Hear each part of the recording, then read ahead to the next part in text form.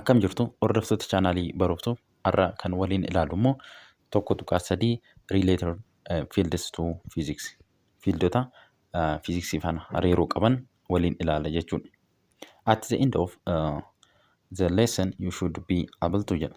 Erga leessanii kana xumurtanii mata duree kana xumurtanii waan isiniin baruu qabdan asirra isiniif kaa'eetii jira. Kana danda'uudha qabdu jechuudha yookiin ibsuu danda'uudha qabdu. Physics is foundation of many important scientific disciplines. Some of them are discussed below. Egaa fiiziksiin hariiroo fiildota kanneen biroo faana ni qaba jechuudha.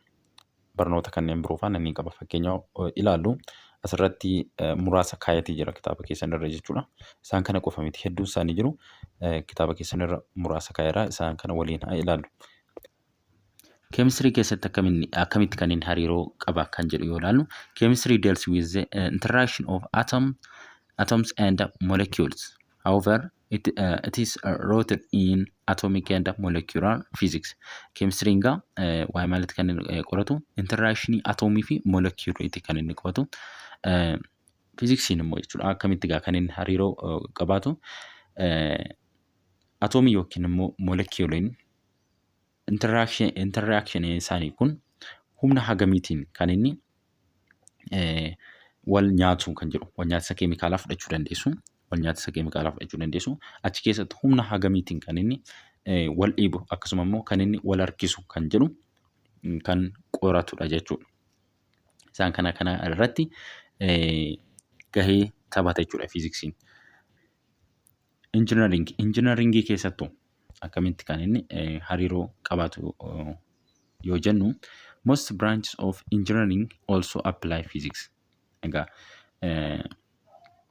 branchiin engineeringii dameen engineeringii jechuudha irri caalaan isaanii maal apply godhu fiiziksii itti fayyadamu jechuudha. Fiiziksiidha kan isaan fayyadaman. Principally fiiziksii seerota fiiziksii kan isaan fayyadaman jechuudha. For example, in architecture keessatti maal fayyadamu fiiziksii fayyadamu jechuudha. Physics is at the heart of determining structural stability, acoustics, heating, lighting and cooling of building. Isaan kana keessatti gahee taphata jechuudha. Ho'a ta'uu danda'a. Waa'ee ifaa akkasumallee waa'ee maaliiti akoostingiin waa'ee maalii kan qoratu kan nuti jenne ol deebinee yoo si yaadachiif yoo deemna ol deebinee yoo ilaallu waa'ee maaliiti jennee ture waa'ee saawundii jennee ture. Akkamitti saawundiin sagaleen akkamitti daddarbaa akkamitti kan inni uumamu kan jedhu waliin ilaallee ture.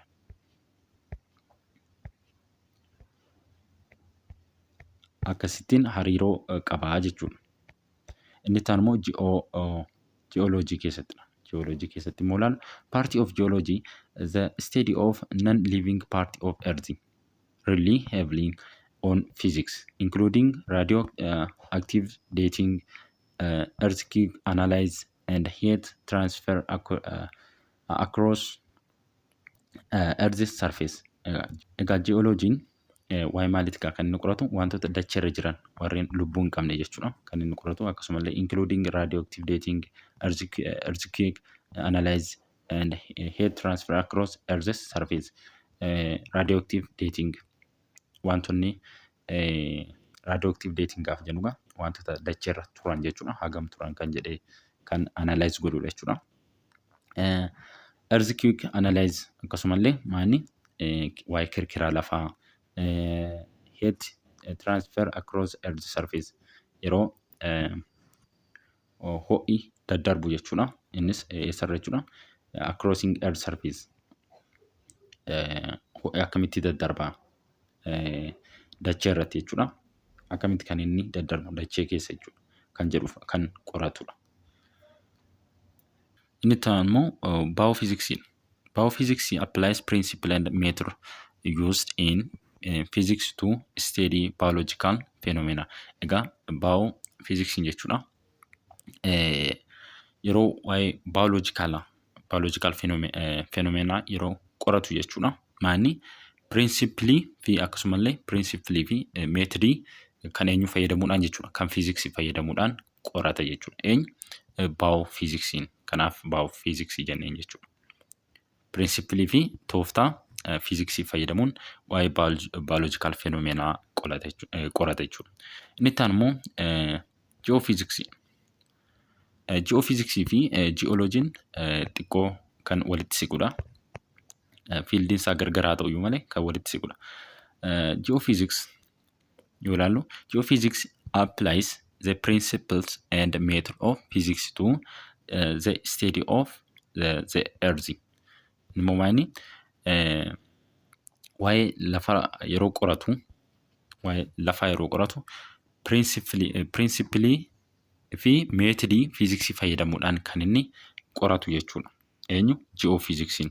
Pirinsipilii fi tooftaa fiiziksii fayyadamuudhaan waa'ee wanta dachee irra jiru qorataa jechuudha. Ji'oofiiziksiin. Inni itti aanu immoo meedikaal fiiziksiidha.